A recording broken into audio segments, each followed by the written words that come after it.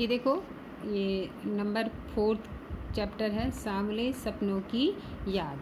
ठीक है, ये मैंने किसका है, ये इसके लेखक कौन है, जाबिर हुसैन। और किसकी याद में बोला गया है ये, सालिम अली की याद में। सालिम अली कौन थे, पक्षी प्रेमी थे। क्या लिखते हैं, सुनहरे परिंदों के खूबसूरत पंखों पर सवार सांवले सपनों का एक हुजूम मौत की खामोश वादी की तरफ अग्रसर है। कोई रोक टोक सके कहाँ संभव है। इस हुजूम में आगे आगे चल रहे हैं सालिम अली, अपने कंधों पर सैलानियों की तरह अपने अंतहीन सफ़र का बोझ उठाए। लेकिन यह सफ़र पिछले तमाम सफ़रों से भिन्न है। भीड़ भाड़ की ज़िंदगी और तनाव के माहौल में से सालिम अली का ये आखिरी पलायन है। अब तो वो इस वन पक्षी की तरह प्रकृति में विलीन हो रहे हैं, जो ज़िंदगी का आखिरी गीत गाने के बाद मौत की गोद में जा बसा हो। कोई अपने जिस्म की हरारत और दिल की धड़कन देकर भी उसे लौटाना चाहे तो वह पक्षी अपने सपनों के गीत दोबारा कैसे गा सकेगा। मुझे नहीं लगता कोई इस सोए हुए पक्षी को जगाना चाहेगा। वर्षों पूर्व खुद सालिम अली ने कहा था कि लोग पक्षियों को आदमी की नज़र से देखना चाहते हैं। यह उनकी भूल है। ठीक उसी तरह जैसे जंगलों और पहाड़ों, झरनों और आबशारों को वो प्रकृति की नज़र से नहीं, आदमी की नज़र से देखने को उत्सुक रहते हैं। भला कोई आदमी अपने कानों से पक्षियों की आवाज़ का मधुर संगीत सुनकर अपने भीतर रोमांच का सोता फूटता महसूस कर सकता है। एहसास की ऐसी ही एक उबड़ खाबड़ ज़मीन पर जन्मे मिथक का नाम है सालिम अली। उनका क्या कहना है, अब सालिम अली जो है सालिम अली जो है, उनकी मृत्यु हो रही है। उनकी मृत्यु के उपरांत जो है लेखक जो उनके संस्मरणों को इस पाठ के माध्यम से हम तक पहुंचा रहा है। और क्या बोल रहे हैं कि सालिम अली जो है उनकी शव की यात्रा का वर्णन करते हुए कह रहे हैं कि आगे आगे वो चल रहे हैं। ये ऐसा सफ़र है जो अन्य सफ़रों से बिल्कुल भिन्न है। जैसे कोई ख़त्म हो जाता है तो उनका वो अंतिम सफ़र होता है, ऐसे ही सालिम अली का भी वो अंतिम सफ़र है। और ऐसा लग रहा है शव यात्रा में जो है बहुत भीड़ हो रही है और सालिम अली यात्रा तो कर रहे हैं, परंतु यह जो यात्रा है ये अन्य यात्राओं से बिल्कुल भिन्न है और यही उनकी अंतिम यात्रा है। जिस तरह से कोई पक्षी क्या मरने के बाद अपने घोंसले में वापस नहीं आ सकता, उसी तरह सालिम अली जो है मृत्यु के बाद हम वापस नहीं आ सकते। अर्थात लेखक को उनकी मृत्यु का बहुत दुख हो रहा है। फिर वो कह रहे हैं, पता नहीं इतिहास में कब कृष्ण ने वृंदावन में रास लीला रची थी और शोक गोपियों को अपनी शरारतें का निशाना बनाया था।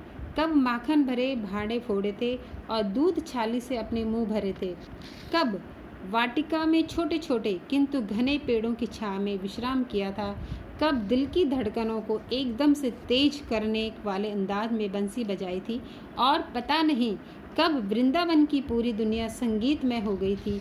पता नहीं यह सब कब हुआ था, लेकिन कोई आज भी वृंदावन जाए तो नदी का सांवला पानी उस पूरे घटनाक्रम को की याद दिला देगा। हर सुबह सूरज निकलने से पहले जब पतली गलियों से उत्साह भरी भीड़ नदी की तरफ और बढ़ती है तो लगता है जैसे उस भीड़ को चीरकर अचानक कोई सामने आएगा और बंसी की आवाज़ पर सब किसी के कदम थम जाएंगे।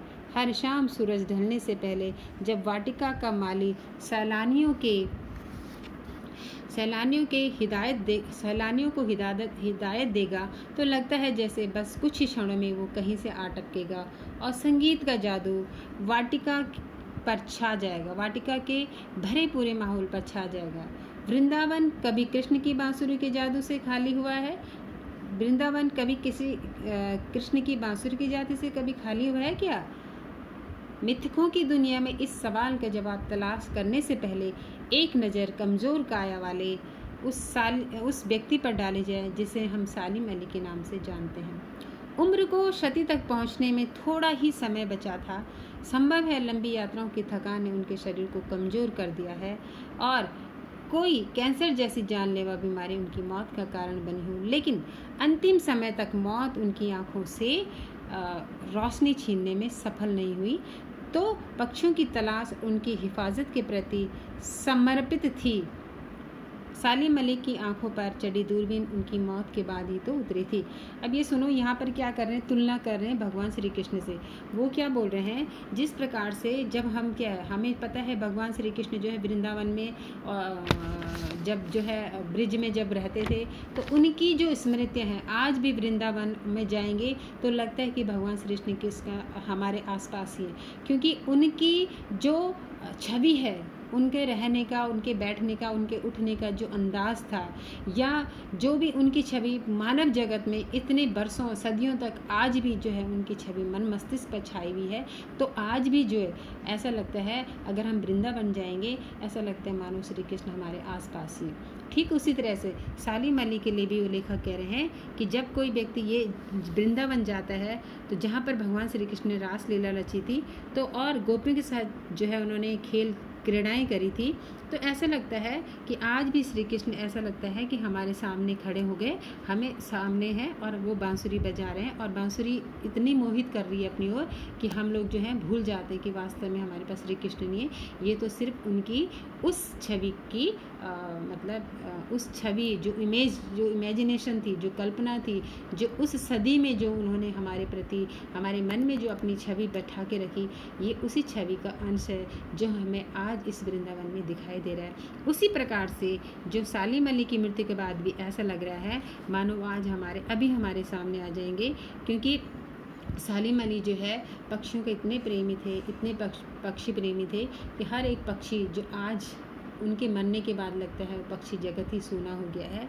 और ऐसा लग रहा है कि उन्होंने जो है अपनी उम्र को भी मार दे दी। 100 वर्ष के होने वाले थे, लेकिन कैंसर के कारण उनकी मृत्यु हो गई, नहीं तो वो इतने जिंदा दिल इंसान थे। यानी कि उनकी तुलना जो है एक ऐसे व्यक्ति से कर रही जिनकी छवि, जैसे भगवान श्री कृष्ण की छवि आज तक आप सबके मन मस्तिष्क में छाई हुई है, उसी तरह सालिम अली भी हर प्रत्येक व्यक्ति के मन मस्तिष्क में छाए हुए हैं।